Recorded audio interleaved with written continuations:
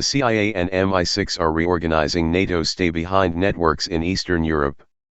If after the Second World War they relied on former Nazis to fight the Soviets, they still support neo-Nazi groups against the Russians. There is no obvious reason for this. The Nazis were plethora in the 1940s, they are very few today and only exist thanks to the help of the Anglo-Saxons. The phone call between President Biden and Ukrainian President Zelensky did not go well, CNN headlines, while Biden warned that a Russian invasion is practically certain in February, when the frozen ground makes it possible for tanks to pass through.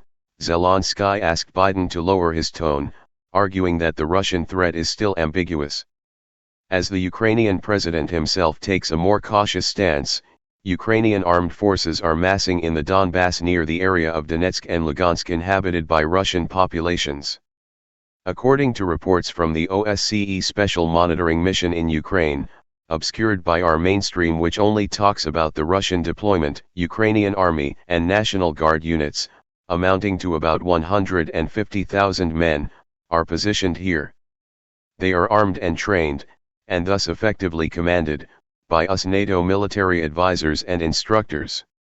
From 1991 to 2014, according to the U.S. Congressional Research Service, the U.S. provided Ukraine with $4 billion in military assistance, which was added to by over $2.5 billion after 2014, plus over $1 billion provided by the NATO Trust Fund in which Italy also participates. This is only part of the military investments made by the major NATO powers in Ukraine. Great Britain, for example, concluded various military agreements with Kiev, investing among other things £1.7 billion in the strengthening of Ukraine's naval capabilities.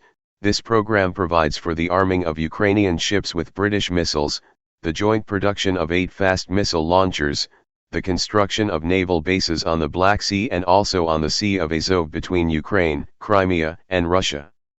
In this framework, Ukrainian military spending, which in 2014 was equivalent to 3% of GDP, increased to 6% in 2022, corresponding to more than $11 billion. In addition to the US NATO military investments in Ukraine, there is the $10 billion plan being implemented by Eric Prince, founder of the private U.S. military company Blackwater, now renamed Academy, which has been supplying mercenaries to the CIA, Pentagon, and State Department for covert operations, including torture and assassinations, earning billions of dollars. Eric Prince's plan, revealed by a Time magazine Investigation 1, is to create a private army in Ukraine through a partnership between the Lancaster 6 Company, with which Prince has supplied mercenaries in the Middle East and Africa, and the main Ukrainian intelligence office controlled by the CIA.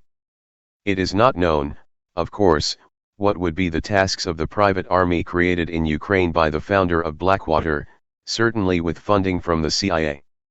However, it can be expected that it would conduct covert operations in Europe, Russia, and other regions from its base in Ukraine. Against this background, it is particularly alarming that the Russian Defense Minister Shoigu announced that in the Donetsk region there are private U.S. military companies that are preparing a provocation with the use of unknown chemicals. It could be the spark that causes the detonation of a war in the heart of Europe, a chemical attack against Ukrainian civilians in Donbass, immediately attributed to the Russians of Donetsk and Lugansk, which would be attacked by the preponderant Ukrainian forces already deployed in the region, to force Russia to intervene militarily in their defense.